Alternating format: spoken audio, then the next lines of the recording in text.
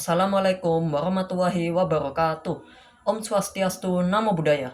Salam sejahtera bagi kita semua. Pertama-tama, marilah kita panjatkan puji syukur kehadirat Tuhan Yang Maha Esa. Karena atas rahmatnya, kita dalam keadaan sehat hingga saat ini.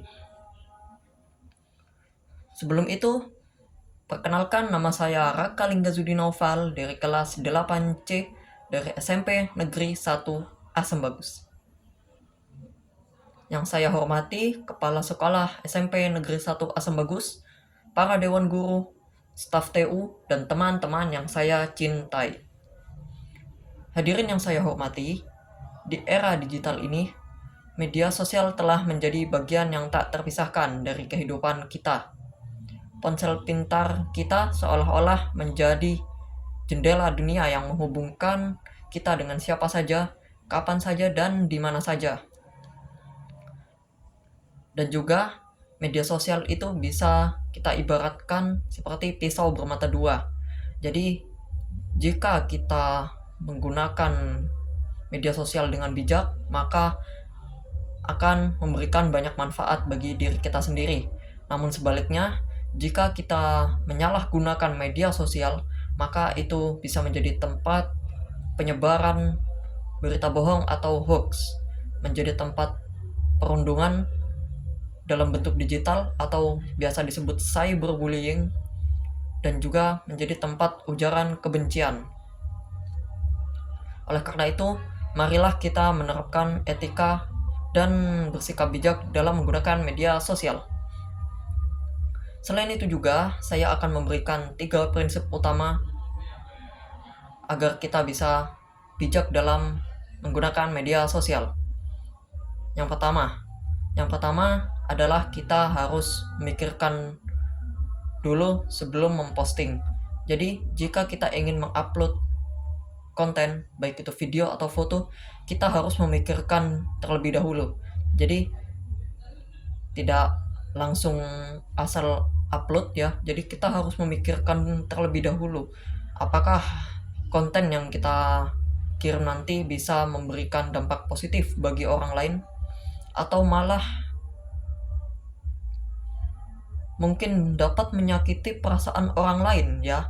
Jadi itu memang harus kita pikirkan terlebih dahulu ya, sebelum kita meng-share atau memposting konten kita di media sosial itu ke publik. Jadi memang harus kita pikirkan terlebih dahulu. Yang kedua adalah kita harus menjaga data pribadi kita.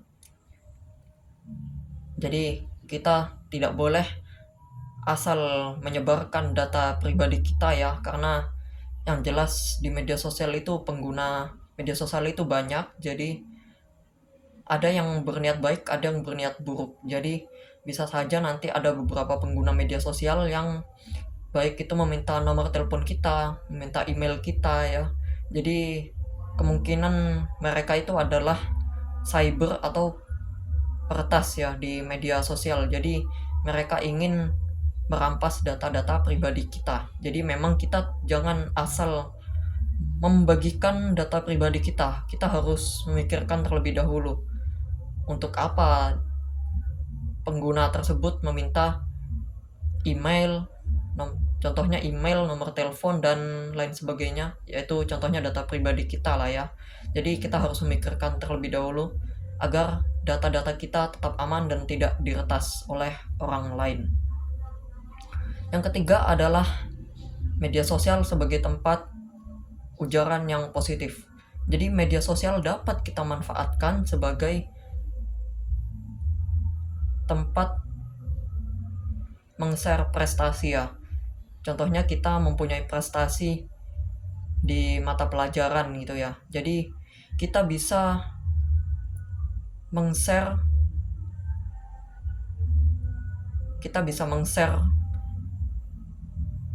prestasi kita ke media sosial itu. Jadi tidak hanya kita yang mendapatkan dampak positif. Jadi pengguna media sosial lain ya yang melihat postingan kita itu bisa termotivasi ya untuk dapat berprestasi ya. Tidak hanya di prestasi tapi masih banyak yang lainnya. Jadi ya lebih baik media sosial memang harus kita jadikan tempat untuk hal-hal yang positif. Contohnya ya seperti tadi, menyebarkan prestasi ya, agar bisa memotivasi orang lain ya. Itu manfaatnya. Jadi marilah kita bermedia sosial dengan bijak ya, menjadi pengguna media sosial yang sopan, yang santun, dan beretika dan berakhlak mulia. Oke, mungkin sekian pidato dari saya. Sekian pidato yang dapat saya sampaikan.